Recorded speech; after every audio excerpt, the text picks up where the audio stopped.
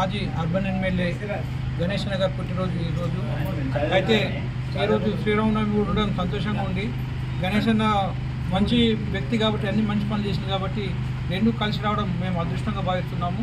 గణేష్ అన్న చేసిన పనులు అయితే ఇప్పుడే అక్క మొత్తం చెప్పింది, మళ్ళీ చెప్పడం ఎందుకు చాలా బాగున్నాయి.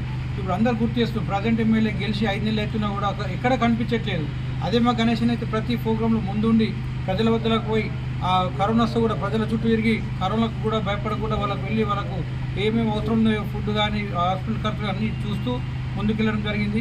ఇప్పుడు ఎమ్మెల్యేని చూసుకుంటే ఇంటికే పరిమితమైన గెలిచిండు, ఇంట్లో కూర్చుంటున్నాడు, ఎక్కడ ఎటువంటి ప్రోగ్రామ్స్ లేవు.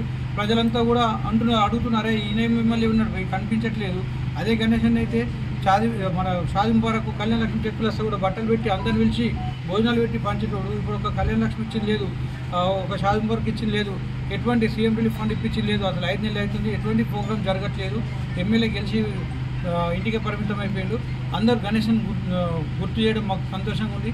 అక్క చెప్పినట్టు అతి త్వరలో గణేషన్న కూడా మళ్ళీ ఏదో రకంగా మంచి పదవి వచ్చి ప్రజల్లోకి వస్తే సంతోషం అని మేము భావిస్తున్నాము. మరొకసారి గణేషన్నకు పుట్టినరోజు శుభాకాంక్షలు చేస్తూ థ్యాంక్ యూ. ఈరోజు శ్రీరామనవమి సందర్భంగా ముందుగా ప్రజలందరికీ కూడా శుభాకాంక్షలు.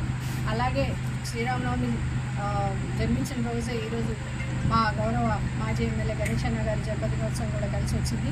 అన్నగారికి కూడా మా తరఫున, మా నాయకుల తరఫున, అలాగే నగర ప్రజల తరఫున అన్నగారికి కూడా పుట్టినరోజు శుభాకాంక్షలు తెలియజేస్తున్నాము. మనందరికీ కూడా తెలుసు, ఆయన నిజామాబాద్ అభివృద్ధి ప్రదాత. 900 కోట్లకు పైగా డబ్బులు తీసుకొచ్చి నిజామాబాద్ నగరాన్ని ఎంత అభివృద్ధి చేశారో గత 10 ఏళ్లలో ప్రజలందరూ కూడా చూశారు. ఆయన చేసినటువంటి కార్యక్రమాలు ఒక్కొక్కటి కూడా తలుచుకుంటే నా భూతో నా భవిష్యత్తు. ఇంతకుముందు ఎవరు చేయలేదు, ఇంత ముందు కూడా చేయరు. ఒక కళ్యాణ లక్ష్మి తీసుకున్నా, షాదీ ముబారక్ తీసుకున్నా కూడా తన సొంత డబ్బులతోని కొన్ని వేల కుటుంబాలకి ఆయన బట్టలు ఇచ్చి చెక్కులను ఆయన చేతులతో ఇవ్వడం జరిగింది.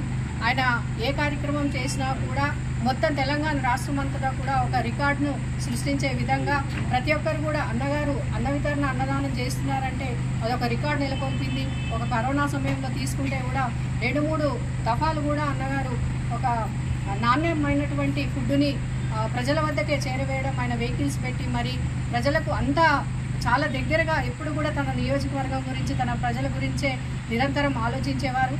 అలాంటి నాయకులు ఇక ముందు కూడా ఉంటారా అని ఎప్పుడు కూడా మేము అనుకునేవాళ్ళము. మరి దురదృష్టవశాత్తు అన్నగారు ఇప్పుడు లేకపోయినప్పటికీ కూడా వారి అధికారంలో ఆ భగవంతుడితో శ్రీరాముడి ఆశీస్సులతో, వాళ్ళ తల్లిదండ్రుల ఆశీస్సులతో, అలాగే ఇప్పుడు ప్రజలందరూ కూడా చాలా బాధపడుతూ ఉన్నారు. ఒక మంచి నాయకుడిని మేము కోల్పోయాం, ఈ విధంగా జరుగుతుంది మేము అనుకోలేదు అని చాలామంది ఇప్పుడు బాధపడుతూ ఉన్నారు. ఏ కార్యక్రమం తీసుకున్నా కూడా అక్కడ చూస్తే ఎలాగైతే గణేష్ అన్న గారు చేసేవాళ్ళు మరి ఆ విధంగా కార్యక్రమాలు ఉండడం లేదు. అందరు వచ్చిన వాళ్ళు కూడా మమ్మల్ని అడుగుతున్నారనమాట, ఈ విధంగా కార్యక్రమం చాలా సింపుల్గా ఉంది, ఇది ఏం సరిగ్గా చేయడం లేదు, గణేష్ అన్న ఉన్నప్పుడు వేరేగా ఉండేదని కూడా ప్రజలందరూ కూడా కోరుకుంటున్నారు. కాబట్టి వారందరి ఆశీస్సులతో త్వరలోనే అన్నగారికి మంచి పదవి లభించి మళ్ళీ అధికారంలోకి వస్తే మేమందరం కూడా సంతోషిస్తాం, ప్రజలందరూ కూడా సంతోషిస్తారు. కాబట్టి ఆ భగవంతుడి దయతో అన్నగారికి త్వరలోనే ఒక మంచి పదవితోని మళ్ళీ రావాలని చెప్పేసి నేను మనస్ఫూర్తిగా కోరుకుంటూ మరొకసారి అందరి తరఫున పుట్టినరోజు శుభాకాంక్షలు తెలియజేస్తున్నాను. జై గణేష్.